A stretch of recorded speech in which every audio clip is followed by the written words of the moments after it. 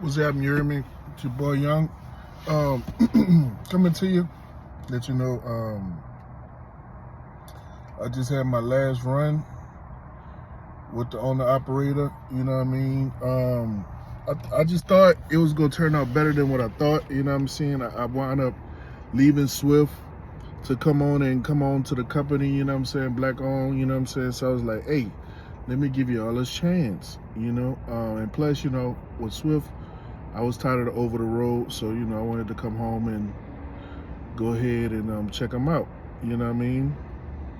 So that's why I decided to go with the owner operator, because you know I wanted to learn firsthand, you know, how to operate a business. So when I get my truck, you know what I'm saying, I have the knowledge to get my business started. You know what I'm saying? Plus she was giving me the insight on how to check the accounts, how to book the load, how much the load pays, how to set up your LLC, how to set up your own authority. You know what I mean? She was giving me the first-hand knowledge. So the deal was, we got a little contract, you know what I'm saying, we typed it up. You know what I'm saying? I was supposed to get 50% split on every load she booked.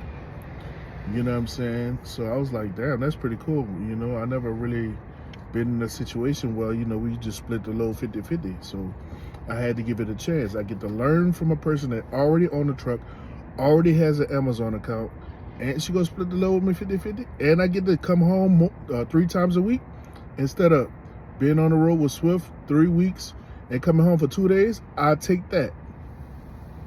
So when I first started, everything started good. I got a crazy, ridiculous check. I was like, ain't no way this money gonna stay the same. And boy, was I right.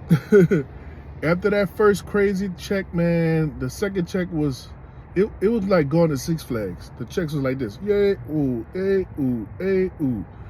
And I'm like, for a while, I was telling my girl, I was like, hey, I don't know what's my average check, you know what I'm saying? Because one check be crazy, one check be low, then one check be crazy, one check be low. I don't know what's the medium salary I'm getting, you know?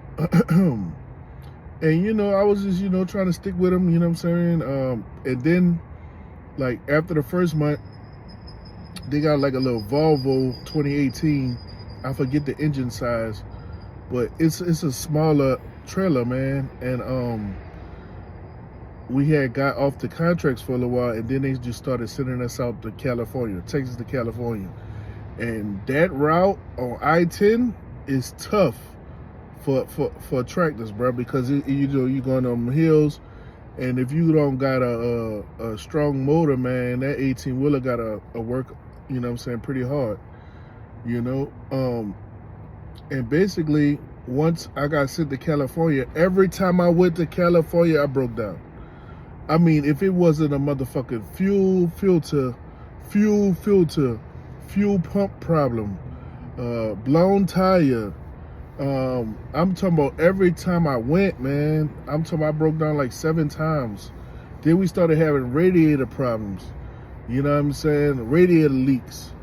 You know, I'm talking about every time, and it lasted for like, you know, 3 months. So what had happened was, every time I went on the trip, we broke down, right? So that means eventually the business is gonna stop making profit. You know what I'm saying? Because every time I'm going out, they got to spend $1,000 and plus pay me. So what had happened in November was, I was at this company from July to November. She sat me down and told me, Raymond, the business is not making money, so I'm gonna give you 30 days to find another job. I'm like, oh, I didn't left Swift to come to you, and I'm gone in about 3-4 months. But you know, I wasn't even mad. At the back of my head, I was mad, but at the end of the day, I made the choice. So now I gotta find another motherfucking job. You know what I mean? So I shouldn't have left Swift. I should have stayed with them. I'll probably still go back with Swift later on, once I, you know, get a year under my belt and, you know what I'm saying, become an owner operator. But in the meantime, I'm gonna go with this next company, and I'll let y'all know how it go and how I'm feeling on everything. You know what I'm saying? What's next? I got some footage on the last trip with this owner operator. It's pretty sentimental, man, but it is what it is. Holla at your boy.